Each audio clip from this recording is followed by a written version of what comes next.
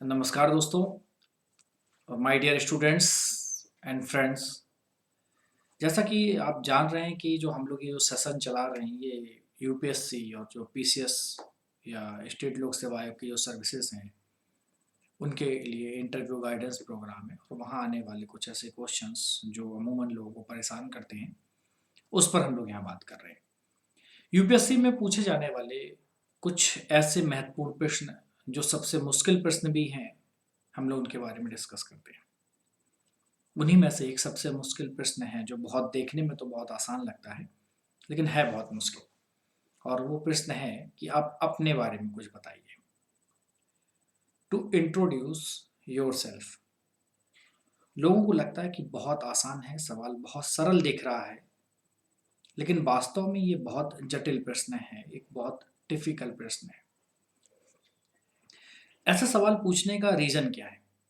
अमूमन ऐसे सवाल इंटरव्यू के शुरुआती दिनों में नहीं पूछे जाते, क्योंकि जो इंटरव्यू का बोर्ड होता है वो बहुत सारे सवालों को प्रिपेयर करके आया हुआ होता है कि आप इससे ये पूछेंगे, उससे ये पूछेंगे। लेकिन कुछ दिनों के बाद, 10-12 दिनों के बाद, ऐसे सवाल जो वो प्रिपेयर करके आए हुए होते हैं वो ख़त्म हो गए होते हैं और उनको भी लगता है कि जब कैंडिडेट यहाँ से बाहर निकलता है, अपने इंस्टीट्यूट वापस आता है या फिर अपने दोस्तों के बीच में जाता है, तो वहाँ पर वो इन सवालों को डिस्कस करता है, तो वो सवाल फिर पुराने हो जाते हैं। तो ऐसे सवाल इंटरव्यू के लास्ट दिनों में ही पूछे जाते हैं।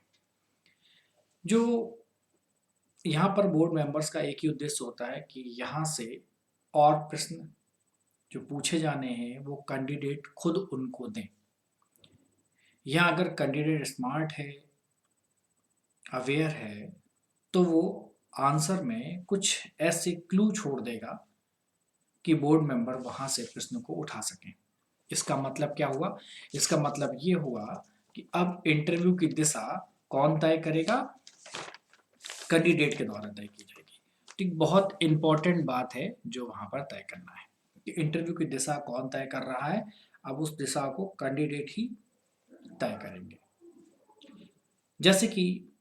जैसे ही आप कहेंगे इंट्रोड्यूस योर सेल्फ के लिए जैसे ही बात होगी, तो वहाँ पर आपको अपना नाम बताना है। तो ऐसे नहीं, क्योंकि उनके पास आपका नाम है, उन्हें पता है कि आपका नाम क्या है। तो वहाँ पर आपको इस तरह से बताना है कि जैसा कि आप जानते हैं कि मेरा नाम ये है।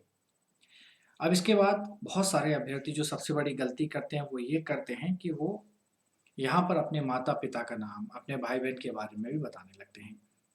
तो माता-पिता का नाम नहीं बताना है यहाँ पर और भाई-बहन का नाम नहीं बताना है, क्योंकि ब्यूरोक्रेट्स आपको बनना है, आपके माता-पिता और भाई-बहन के बारे में इसलिए कोई भी डिटेल नहीं देनी है। इसके बाद आप जिस गाँव के हों, जिस शहर के हों, उसके बारे में अपना नाम बताइए। अगर वहाँ कुछ ख़ास है, उस गाँव या उस शहर में कुछ विशेषता है, ठीक है, वो देश में सामाजिक, आर्थिक रूप से महत्वपूर्ण है, तो अपने गाँव का नाम, उसके बारे में भी ज़रूर बताएँ। इसी प्रकार अपने ज़िले का नाम बताइए और अपने प्रदेश का नाम बताइए। अगर आपके ज़िले में कुछ ख़ास है, तो उस ख़ास चीज़ के बारे में भी बता के क्लू वहाँ पर छोड़ दीजिए कि किस लिए वो फ़ेमस है, ठीक है? ताकि वहाँ से क्वेश्चंस बढ़ सकें। अब बात करते हैं एजुकेशन की। एजुकेशन में आपको बचपन के एजुकेशन के बारे में नहीं बताना है कि मेरा प्राइमरी यहाँ पर हुआ, हाई स्कूल यहाँ से हुआ, इंटर का यहाँ से हुआ।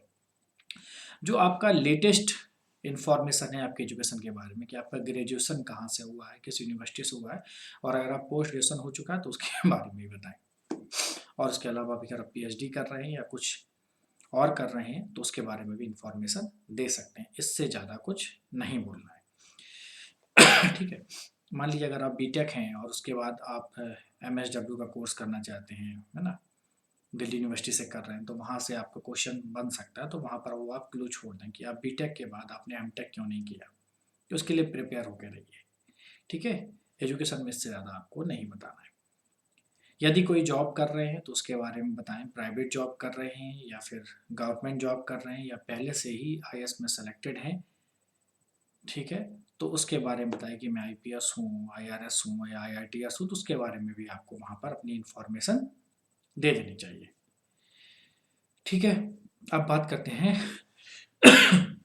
हॉबीज़ की।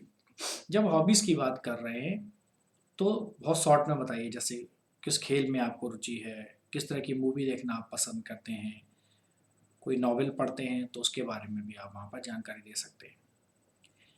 मैरिज के बारे में, अगर मैरिज हो गई है तो बता दें, अगर अनमैरिड हैं तो यहाँ पर उसको बताने की कोई भी ज़रूरत नहीं है। बिल्कुल ध्यान रखिएगा, मैरिज है तभी आपको बताना है, अगर आप मैरिड नहीं हैं तो उसके लिए नहीं बताना है।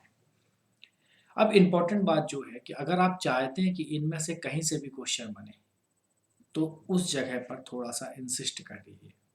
जैसे आप मैरिड हैं, तो बता दें कि मैं एक मैरिड हूँ, मैं पिछले 4 सालों से, मेरा एक छोटा बच्चा भी है 2 वर्ष का। तो यहाँ पर एक क्वेश्चन बोर्ड मेंबर्स की तरफ से आ सकता है कि मैरिज और बच्चे के बाद भी आपने तैयारी कैसे की? किस तरह से आप इन चीज़ों को मैनेज करते रहे?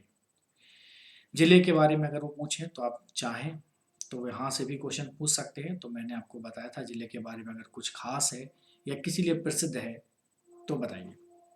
तो क्वेश्चन वहाँ पर ज़रूर बनेगा। हॉबीज़ पर भी कुछ ऐसा ही करना है कि क्वेश्चन बने। तो आपको अपनी हॉबीज़ के बारे में कुछ ऐसी इन्फॉर्मेशन छोड़ देनी है कि वहाँ से क्वेश्चन बन सके। ठीक है? जैसे आप मान लीजिए आप हॉकी के बहुत अच्छे खिलाड़ी रहे हैं, ठीक है? तो आपने नेशनल लेवल पे खेला हुआ है या आपका कोई पसंदीदा हॉकी खिलाड़ी का नाम बता दीजिए, तो वहाँ पर हॉकी से क्वेश्चंस आ सकते हैं ना? तो हॉकी के बारे में पूरी इन्फॉर्मेशन इस तरह से पता करके जाना। तो जो भी आपका गेम हो, जो भी आपकी हॉबीज़ हो, आप किसी पर्टिकुलर व्यक्ति के नॉवेल्स पढ़ना पसंद करते हैं, तो उनके 1-2 नॉवेल्स के और भी नाम पता कर लें, ठीक है? वो राइटर की कुछ खास अगर रचनाएँ हैं, कोई खास नॉवेल हैं, तो उसके बारे में भी आप वहाँ पर जानकारी लेके जाएँ। तो इस प्रकार के क्वेश्चन जो देखने में तो बहुत सरल लगते हैं, लेकिन मैं आपको यकीन दिला रहा हूँ कि इस प्रकार के क्वेश्चनों में आप खुद अपने इंटरव्यू की दिशा को तय कर सकते हैं कि आपको किस प्रकार अपने इंटरव्यू की दिशा को तय करनी है। तो जहाँ पर भी आपको चाहिए कि क्वेश्चन बने, तो अपने बारे में जो इन्फॉर्मेशन आप दे रहे हैं, उस पर थोड़ा-सा वहाँ पर इंसिस्ट कर दीजिए। उस इंसिस्ट का मतलब कुछ ऐसे क्लूज़ छोड़ के जाएँ आप कि वहाँ से क्वेश्चन पूछने की संभावना बढ़ जाए। तो उम्मीद करता हूँ कि आपको ये इंटरव्यू प्रोग्राम पसंद आ रहा होगा। पसंद आ रहा है तो उसको लाइक और शेयर करना ना भूलें। Thank you.